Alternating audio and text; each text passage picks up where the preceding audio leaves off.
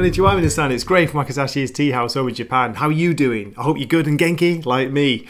Okay, I've got a bit of a different comic book review today. This is a surprise for me, but I heard so much good stuff about it. And it's written by Geoff Johns, so I thought I'd check it out. This is Stargirl, The Lost Children. It's issue 1 of a 6-part mini-series. Came out on Tuesday and it's priced at $3.99. This is DC Comics. Now, Stargirl is a character I have no idea about. I've heard of this recent TV series. I think it's gone for 3 seasons, and then maybe it's getting cancelled. But I've heard good things about it. I'm kind of curious to check it out now. And the reason I got this comic book is because, as I say, Geoff Johns wrote it. Now, he has been doing some really good work, especially bringing back like kind of golden age characters, tying in all sorts of multiversal madness, things like that. So yeah, and most of all, I just heard it was fun. It's pure comic book fun, you know, great storytelling with some cool art. So yeah, let's have a look inside. I'll show you some of the interior art. Here we go. It opens up with this kind of retro style where you're going back into the 1940s. You're getting real golden age comic book characters, and there's a real like focus on sidekicks in this issue, which is cool. Look at this. It's all done by the same artist. It's an artist called Todd Nauck. I think I'm pronouncing that right. And here's a little bit of the art later on, not the flashback scenes. This is like the modern day scenes.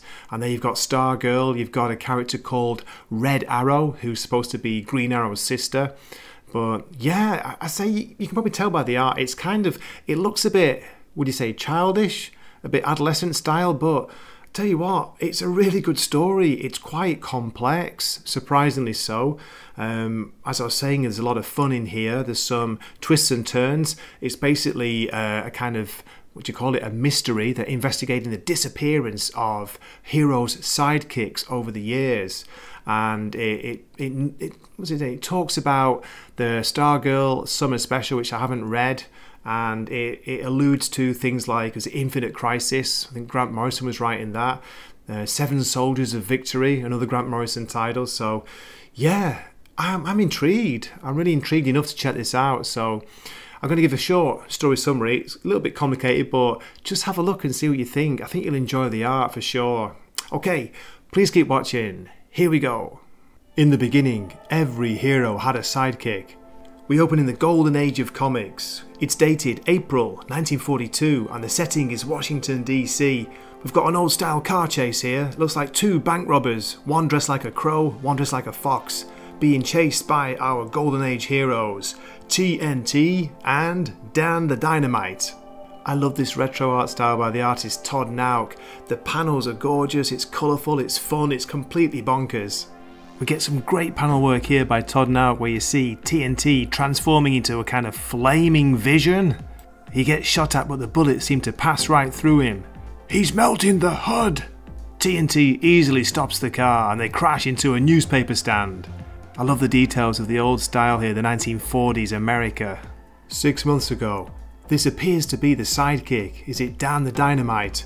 He's looking at an old newspaper clipping of him and TNT. He's reminiscing about loss. I was the first. I was alone for decades. We see he's on a boat in the middle of a storm. Switch to present day, Blue Valley, Nebraska. We get introduced to Courtney Whitmore, who is Stargirl. She tells us her stepfather is Pat Dugan. Pat Dugan?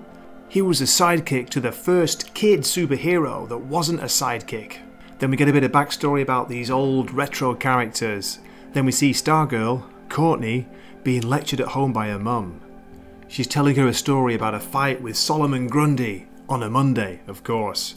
She was fighting together with Red Arrow, who is Green Arrow's sister.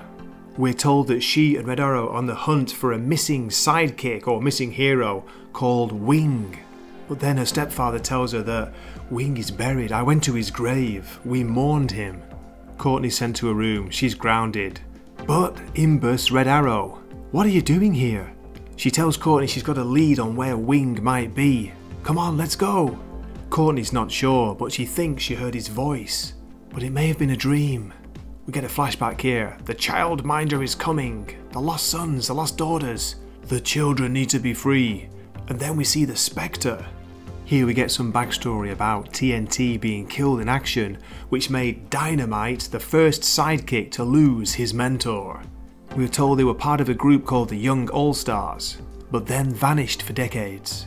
They're sneaking around inside someone's house and they find a wall covered in pictures, all pinned up. It's different sidekicks that have gone missing over the years. It's like they were erased. Suddenly, a strange voice comes through over the radio. Don't stop looking. Did you hear that? Hello? Is somebody there? Then the radio explodes. Boom. On the next page, we're back at the scene that began 6 months ago. We see the old man on the boat. "I've finally found them, the island," he says. Just then there's a huge crash. The boat seems to hit rocks and he falls out into the water. He's diving down after a pair of glowing rings. He washes up on a beach, wearing the ring. My hand, I'm young again. Okay, I'm going to end my story summary here. Well, I hope you enjoyed that as much as I did. That was a blast. Really good comic book fun. Okay, in this issue you get a preview, just a one-page preview of a series that's starting in November.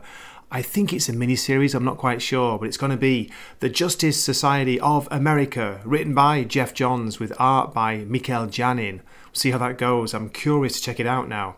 Okay, as always, thank you so much for watching. If you could please leave me a comment, I'd love to hear from you. And if you haven't subscribed, I'd really appreciate it if you did. This is Gray from Wakazashi's Tea House, hoping to see you again in a future video. Matane. Wakazashi's Tea House. Please subscribe.